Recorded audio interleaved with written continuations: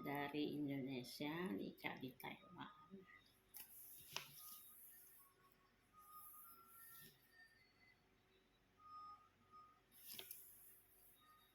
Pertama kali datang ke Taiwan, saya merasa syok karena budayanya tidak sama dan bahasanya tidak sama, karena saya juga bisa bahasa Mandarin, tapi bahasa Mandarinnya tidak sama, selalu ditertawakan orang Taiwan. Jadi saya merasa sedih, tapi apa boleh buat, udah nikah. Jadi saya harus menyesuaikan diri terhadap negara ini, karena saya sudah menikah, sudah punya anak. Bagaimanapun saya harus menyesuaikan keadaan di Taiwan di sini. Jadi pelan-pelan saya mempelajari bahasanya. Sebenarnya dalam hati sih nggak suka bahasa mereka karena kedengarannya aneh. Saya orangnya agak keras kepala, tapi dengan keadaan ini saya tidak boleh keras kepala. Terus kebiasaan, terus di kamar mandi itu nggak ada gayung.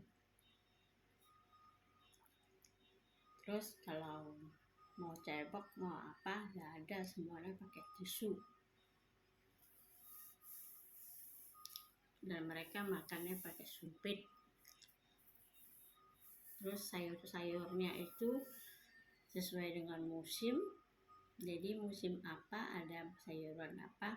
Jadi tiap hari makan itu aja. Kalau musim kol, ya tiap hari makan kol.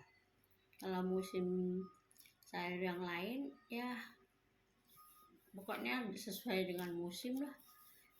Bukan kayak Indonesia. Indonesia segalanya ada.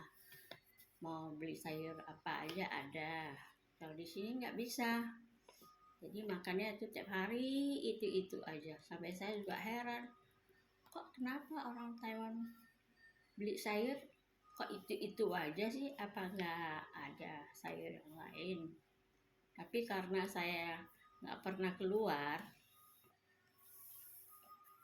jadi saya merasa heran. Jadi saya juga nggak berani tanya, cuma tanya suami gitu. Saya waktu nikah di Indonesia, terus tinggal di Indonesia selama hampir 10 tahun lah ada. Jadi saya udah 10 tahun baru kembali ke Taiwan gitu. Orang Taiwan itu ngomong suaranya gede-gede, suaranya besar-besar, terus nggak ada rasanya gimana ya. Terus sering kalau nggak, orang Indonesia kan kalau udah nikah kebanyakan nggak kerja, tapi kalau di Taiwan tuh harus kerja di pabrik, kerja. Terus ada pabriknya banyak yang tuh jual sayur, bantuin di restoran, jual baju, macam-macam lah. Saya sering dikatain, wah nasibnya baik, nggak usah kerja. Terus ada yang bilang, kalau nggak kerja tuh lucu loh di Taiwan, kalau aneh katanya kalau nggak kerja. Jadi saya bilang, tapi kalau di Indonesia itu orang menikah itu kebanyakan udah nggak kerja, di rumah. Katanya kan itu kan di Indonesia, di Taiwan lain. Di Taiwan mesti kerja, bantuin suami cari duit katanya. Kalau nggak kerja itu orangnya aneh katanya gitu. Saya diam aja. Saya bilang, ya terserah suami lah. Kalau suami suruh kerja ya kerja. Kalau tapi suami saya nggak boleh saya kerja. jadi saya nggak kerja gitu. Jadi saya di rumah bersih-bersih gitu. Ya gimana lagi ya, namanya kita kawin sama orang luar, ya begitulah. Suami saya baik, sayang terhadap saya gitu. Lagi pula saya kan nggak bisa masak kan, jadi kalau di Taiwan, pulang ke Taiwan, saya hanya nunggu ipar masak, saya dipanggil keluar, ya udah saya makan gitu. Waktu itu masih polos, nggak tahu mau bantuin apa gitu ya. Sekarang udah tahu caranya bagaimana, masaknya bagaimana. Soalnya saya kan udah nikah nggak pernah masak buat suami di Indonesia. Saya rantangan, terus udah selama 5 tahun rantangan, baru suami minta, bisa nggak dimasakin, katanya gitu, belajar pelan-pelan katanya. Aku udah bosan makan rantangan katanya. Aku bilang ya udah nanti aku coba deh, aku bilang gitu. Akhirnya saya coba, akhirnya bisa gitu, pelan-pelan sih, tapi nggak enak sekali sih, cuman ya bisa dimakan lah. Nah, kalau suami puas ya udah, dia bilang lumayan lah, nanti pelan-pelan kan bisa lebih enak lagi katanya gitu. Saya sih sekarang udah menetap di Taiwan, karena waktu itu saya kan pulang pergi di Taiwan, di Indonesia dan Taiwan, karena kan suami saya kerja di Indonesia, jadi setiap setahun itu pulang 2 kali gitu. Jadi sekarang saya udah menetap di sini dan suami juga udah pulang dari Indonesia, jadi saya udah tetap di sini gitu. Jadi selama 3 tahun saya pulang sekali ke Indonesia.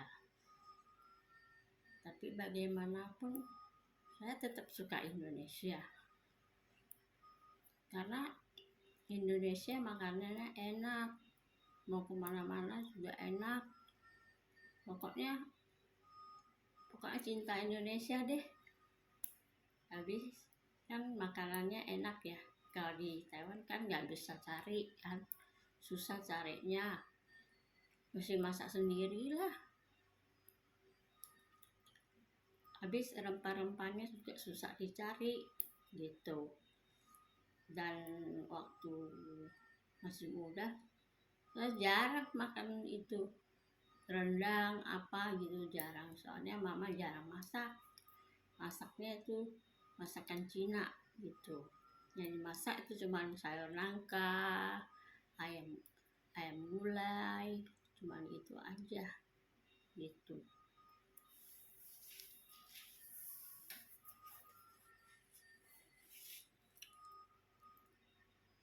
Karena saya baru pertama kali bikin YouTube, saya mohon maaf karena saya udah lama nggak bicara bahasa Indonesia, jadi agak kagok gitu. Mohon maaf ya. Jadi saya kalau ada yang nggak ngerti mohon dimaklumi, karena saya nggak kerja, anak-anak udah besar, jadi saya di rumah pusing, nggak tahu ngapain. Jadi saya coba-coba bikin YouTube ya, supaya nanti kalau saya udah tua, meninggal, ada kenangan buat anak-anak kalau mereka mau lihat gitu. kalau di YouTube bisa dapat penghasilan, ya bersyukurlah gitu. Tapi semua orang itu membuat YouTube itu ya alasannya ya cari duit lah. Mana mungkin nggak cari duit, karena di YouTube itu susah mau ngomong, mau ini kami ambil kamera kan. Saya aja juga masih belajar gitu. Saya namanya Eli, Taiwan channelnya. Sekarang saya sama suami cuma tinggal berdua, anak-anak semua di luar udah pada kerja. Orang Taiwan itu ada yang baik, ada yang nggak baik. Tapi mereka sifatnya gimana ya? Agak susah sih. Kayaknya banyak yang kepo sih. Banyak kepo lah, banyak suka nanya-nanya lah. Nanya tentang keluarganya lah, anaknya kerja apalah, sebulan berapa lah. Oh, kamu udah enak lah, gimana lah. Ya, kadang pusing juga. Kalau nggak jawab, dibilangnya sombong. Kalau jawab, nanti dia kasih tahu sama teman-teman. Oh, si Eli itu gimana loh, anaknya kerja gimana loh dia. Oh, duitnya ada ini ya, gajinya gede, anak-anaknya atau gimana. Gajinya kecil, kasihan dia gimana. Oh, pokoknya semua tetangga tuh pada kepo-kepo semua itu. Kepo di sini, kepo di sana. Makanya kepo semua lah. Ada yang sengaja datang ke rumah lagi. Apalagi saya pertama kali datang ke Taiwan. Mertua saya suruh saya dandan. Saya sampai lucu loh, kenapa harus dandan? Sampai ke salon dandan. Habis dandan tuh, oh tetangga pada ke sini. Aku kok kayak kebun binatang, yang ada di kebun binatang, disuruh keluar. Kakak ipar keluar, ada yang datang, ada yang mau lihat. Aku sampai ketawa. Mau lihat apa?